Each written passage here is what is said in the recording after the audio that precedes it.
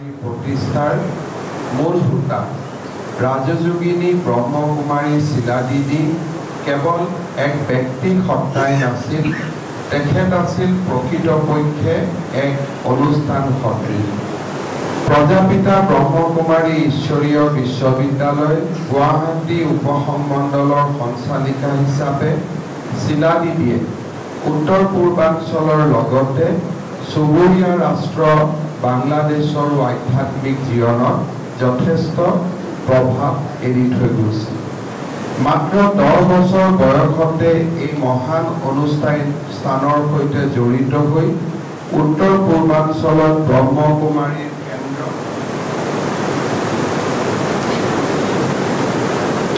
প্ৰতিষ্ঠাৰ ক্ষেত্ৰত তেখেতে আগবঢ়াই যোৱা অৱদান সদায় চিৰস্মৰণীয় হৈ ৰ'ব। প্ৰজাপিতা ব্ৰহ্মকুমাৰীৰ উপস্থিতিয়ে আমাৰ ৰাজ্যখনৰ আধ্যাত্মিক আৰু সামাজিক জীৱন সমৃদ্ধ কৰিছে। অসমৰ অন্যতম পুৰণি চহৰ প্ৰাক ঐতিহাসিক কালৰ পৰা অপৰিসীম গুৰুত্ব লাভ কৰা তেজপুৰৰ পৰা 1976 চনত প্ৰজাপিতা ব্ৰহ্মকুমাৰীয়ে আমাৰ ৰাজ্যত আধ্যাত্মিক যাত্ৰা আৰম্ভ কৰিছে।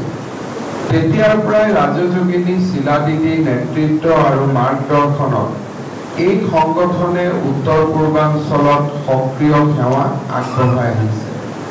পৰৱৰ্তী সময়ত গুৱাহাটী, শ্বিলং, মণিপুৰ, অৰুণাচল, আগৰতলা আৰু আনকি ঢাকাতো তেখেতে আধ্যাত্মিক সেৱা আগবঢ়াই আমাৰ সমাজ জীৱন সমৃদ্ধ কৰি থৈ গৈছে।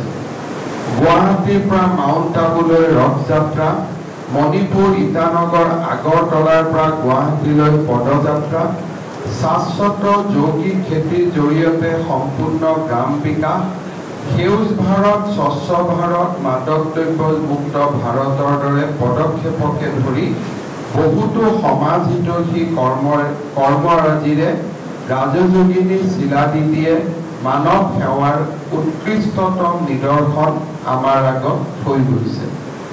তেখেতৰ নেতৃত্বতে অসমকে ধৰি উত্তৰ পূৰ্বাঞ্চলত বিস্তাৰ লাভ কৰা ধ্যান কেন্দ্ৰৰ বিশাল নেটৱৰ্কৰ জৰিয়তে প্ৰজাপিতা ব্ৰহ্মকুমাৰীয়ে শিক্ষানুষ্ঠানসমূহত মূল্যবোধৰ কাৰ্যসূচী ৰূপায়ণ কৰি আমাৰ অঞ্চলত এখন সুখী, সুষম আৰু শান্তিপূৰ্ণ সমাজ গঢ়াটো গুৰুত্বপূৰ্ণ অৱদান আগবঢ়াই থৈ গৈছে।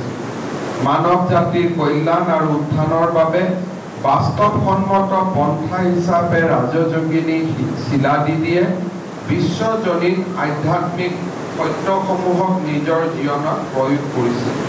তেখেতৰ সংস্পৰ্শলৈ অহা প্ৰতিগৰাকী ব্যক্তিক তেখেতৰ ব্যক্তিত্বৰ মমতা আৰু উদাৰতাই গভীৰভাৱে স্পৰ্শ কৰি গৈছে। ৰাজযোগিনী শিলাদিদিয়ে তেনে প্ৰতিগৰাকী ব্যক্তিৰে অন্তৰ্নিহিত প্ৰতিভা বিকাশ হোৱাত প্ৰবল ৰূপত অনুপ্ৰাণিত কৰিছিল।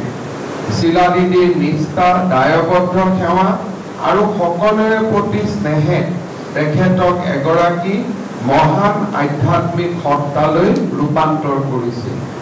সমগ্ৰ জীৱন মানৱ সেৱাক উৎসৰ্গা কৰি শ্ৰদ্ধাৰ শিলাদিদিয়ে অনন্ত ধামলৈ গতি কৰিলে।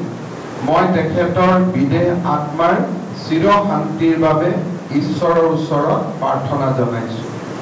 মানৱ জাতিৰ কল্যাণৰ বাবে সমৰ্পিত নিস্বাৰ্থ সেৱাৰ অনন্য অনুষ্ঠান প্ৰজাপিতা ব্ৰহ্মকুমাৰীৰ আদৰ্শ আৰু সেৱাৰ মাজতে ৰাজযোগিনী ব্ৰহ্মকুমাৰী শিলাদিদি আমাৰ সমাজ জীৱনত সদায় জীয়াই থাকিব।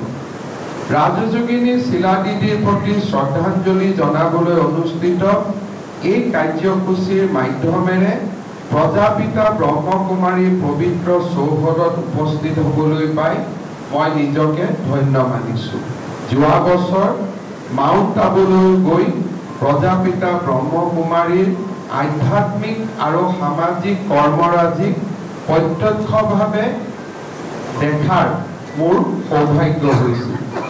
এই মহান অনুষ্ঠানৰ আধ্যাত্মিক যাত্ৰা আৰম্ভ হৈছিল 1930 চনত, যেতিয়া ব্ৰহ্মবাবাই ধাৰাবাহিকভাৱে ঐশ্বৰিক অভিজ্ঞতা লাভ কৰিছিল। এই ঐশ্বৰিক অভিজ্ঞতাসমূহে তেখেতৰ জীৱন আৰু বিশ্বাসৰ আৰু মহানগৰীৰ ৰূপনগৰস্থিত প্ৰজাপিতা ব্ৰহ্মকুমাৰীত মুখ্যমন্ত্ৰী ডক্টৰ হিমন্ত বিশ্ব শৰ্মাৰ শ্ৰদ্ধাঞ্জলি অনুষ্ঠানত অংশগ্ৰহণ কৰে মুখ্যমন্ত্ৰী ডক্টৰ হিমন্ত বিশ্ব শৰ্মাই ব্ৰহ্মকুমাৰী শিলা দিদিক শ্ৰদ্ধাঞ্জলি অনুষ্ঠান